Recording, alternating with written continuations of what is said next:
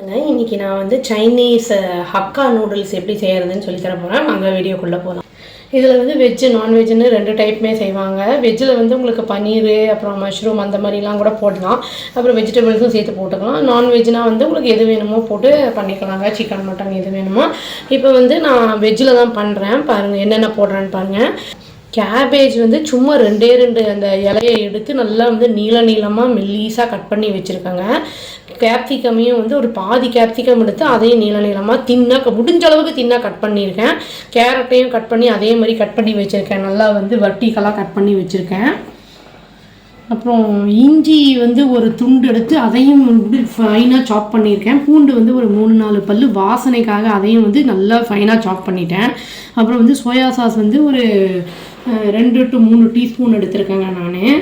அப்புறம் வந்து Ajinomoto Chinese சால்ட்டுன்னு சொல்லுவாங்க. நான் மொத்தமாக வாங்கி வைக்கிறது இல்லை. இது ஒரு 5 ரூபா பேக்கெட் கிடைக்கிது. எப்போ பண்ணுறோன்னா அப்போ மட்டும்தான் இதை நான் வாங்குவேன், யூஸ் பண்ணுவேன். அப்புறம் வந்து நூடுல்ஸ் ஹக்கா நூடுல்ஸ்னு உங்களுக்கு சூப்பர் மார்க்கெட்ஸ்லாம் கிடைக்கும். நான் 400 கிராம் எடுத்துருக்கேங்க. அது அப்புறம் வெங்காயம் வந்து ஒரு பெரிய வெங்காயத்தை கட் பண்ணி வச்சுருக்கேன். அது வந்து ரஃப்பாக வந்து ஓரளவுக்கு மீடியமாக கட் பண்ணியிருக்கேன்.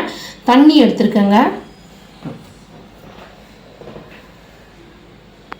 இப்போ வந்து ஒரு கடாயை ஆன் பண்ணிவிட்டு தண்ணியை ஊற்றி கொதிக்க வச்சு இந்த நூடுல்ஸையும் போட்டு அது கொஞ்சம் சாஃப்டாகிற வரைக்கும் 2 to 3 மினிட்ஸ் போட்டோன்னா சாஃப்டாகிடும். அப்புறம் தண்ணியிலேருந்து அதை வடித்து எடுத்துடலாங்க.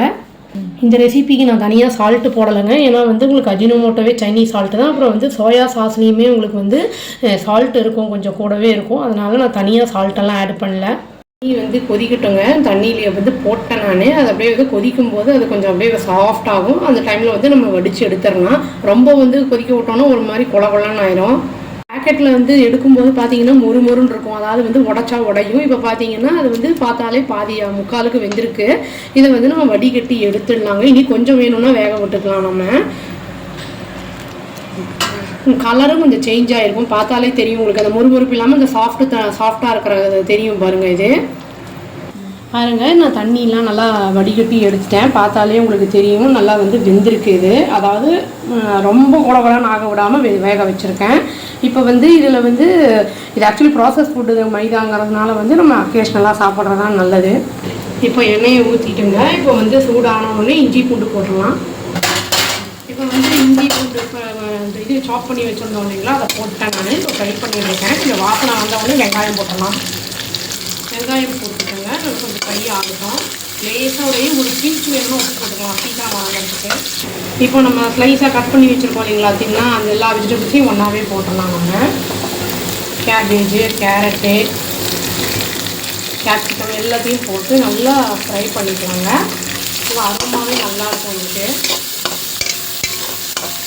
கலர்ஃபுல்லாக இருக்கு பாருங்கள். இது கொஞ்சம் க்ரன்ச்சியாக தாங்க இருக்கணும். அதான் ஹாஃப் பாயிலாக தான் இருக்கணும். இது ஹாஃப் பாயிலாக இருந்தால் நல்லாயிருக்கும். இப்போ சோயா சாஸ் போட்டுக்கலாம். டொமேட்டோ சாஸும் இதே டைமில் போட்டுக்கலாம். நம்ம டொமேட்டோ சாஸ் எப்படி பண்ணுறதுன்னு வீடியோ போட்டிருக்கேன். அது லிங்க் கொடுக்குறாங்க.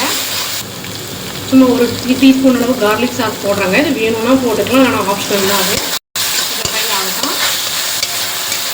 இப்போ அஜினோமோட்டோ இருக்குது இல்லைங்களா, சும்மா அதுவும் வந்து கொஞ்சமாக போட்டுக்கலாம், ரொம்ப போட வேண்டாம். போட்டு நல்லா அதையே ஃப்ரை பண்ணி நூடுல்ஸ் அந்த வேக வச்சுருக்கோம் இல்லைங்களா, அதையும் போட்டு நல்லா பரட்டி எடுத்துடலாம்.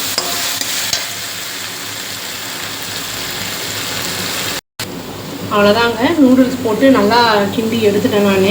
இதுக்கு வந்து சாஸ் ரொம்ப நல்லாயிருக்கும். வேணும்னா நம்ம இது போட்டுக்கலாம். அந்த இது வெங்காயத்தாள் இருந்தால் போடலாம், இல்லைங்கிறதுனால நான் போடல. இப்போ ஒரு பவுலுக்கு ட்ரான்ஸ்ஃபர் பண்ணிக்கலாம். நூடுல்ஸ் ரெடியாக வச்சு சைனீஸ் இதை ட்ரை பண்ணி பார்த்து எப்படி இருக்குன்னு சொல்லுங்கள். ஆக்சுவலி இது ஃபாஸ்ட் ஃபுட்டு, ஃப்ரீக்வெண்ட்டாக சாப்பிட்றது நல்லது இல்லை. என்னைக்காவது ஒரு நாள் வந்து குழந்தைங்க ஆசைப்பட்டாங்கன்னா அந்த மாதிரி செஞ்சு கொடுக்கலாம், நம்மளும் சாப்பிட்லாங்க. அவ்வளோதான். Thank you. Please do like, share and subscribe our channel and click the all option and tap the bell icon. Thank you.